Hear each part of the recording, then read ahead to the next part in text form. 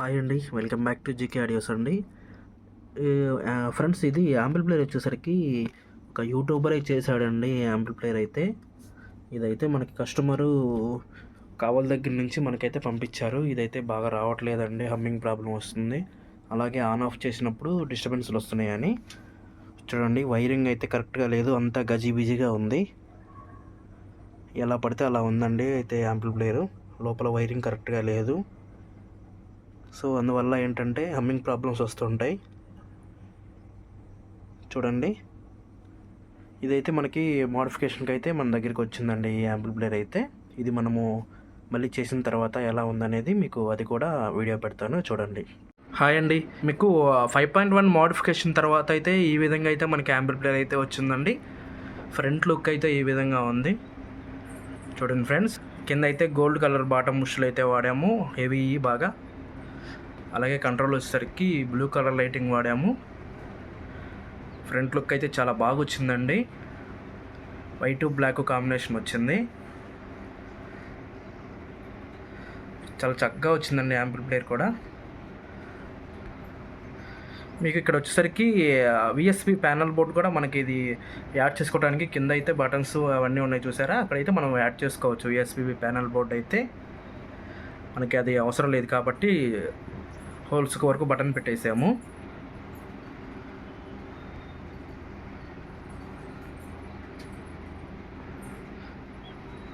చాలా అంటే చాలా బాగుందండి ఫ్రంట్ లుక్. ఇక లోపల ఇంటర్నల్గా మనమైతే ఎలా వైరింగ్ చేసామనేది చూపిస్తాను, చూడండి.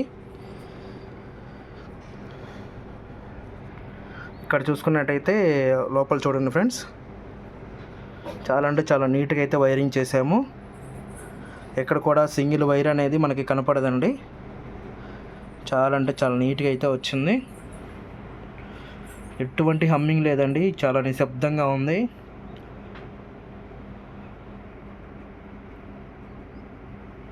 ఇక్కడ చూసుకుంటే డాల్బీ బోర్డు, అలాగే సబూఫర్ కుమార్ ఆడియో బోర్డు, 5 ఛానల్కి శక్తి 5 ఛానల్ బోర్డు అండి.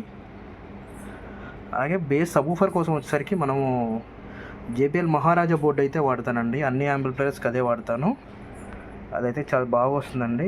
సబూఫర్ స్మూత్గా వస్తుంది. ట్రాన్స్ఫారం కూడా చాలా హెవీ వాడామండి, అంటే మనకి మోడిఫికేషన్ చేసాం కదా, ఆ యాంప్లిఫైయర్లో ట్రాన్స్ఫారం అయితే యూజ్ చేయలేదు. ఇలా చూసుకుంటే స్పీకర్ ప్రొటెక్షన్, అలాగే హెవీ కెపాసిటర్లు అయితే మనము ఈ బోర్డు కోసం వచ్చేసరికి ఫ్యాన్ అయితే ఇక్కడ ఇచ్చాము. ఇంకా సబూఫర్ కోసం వచ్చేసరికి ఇక్కడైతే ఫ్యాన్ ఇచ్చాము. ఇది చాలామంది ఫెవికిక్ వేసి పెడతారండి, ఫెవికిక్ కాదు నేను వేసింది, ఇది గ్లూ లాంటిది వేయాలి, ఎందుకంటే ఇది మనం ఇట్లా లాగేసినా వచ్చేస్తుంది.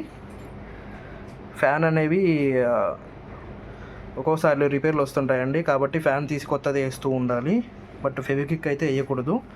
చాలామంది టెక్నీషియన్లు ఫ్యాన్ ఫెవికిక్ వేస్తారు, బాడీ కూడా పాడవుతుంది అలా వేస్తే. ఇంకా చూసుకున్నట్టయితే చూడండి ఫ్రెండ్స్, వైరింగ్ అయితే చాలా చక్కగా అంటే చాలా చక్కగా చేశారండి.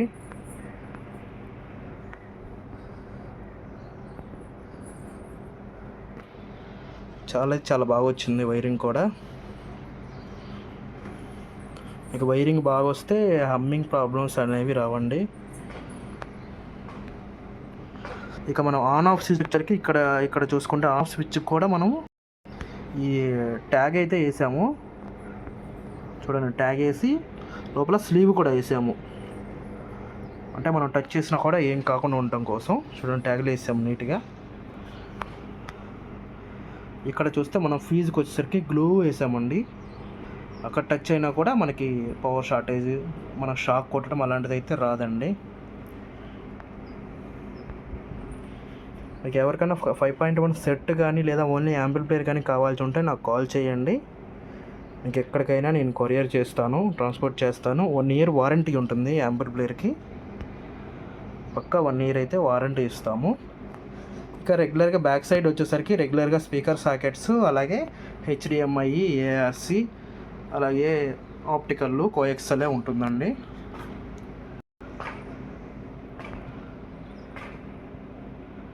ఫ్యాన్లు తిరిగినా కూడా మనకి సౌండ్ అయితే రాదండి, చాలా సైలెంట్గా ఉంటాయి ఫ్యాన్లు తిరిగినా కూడా.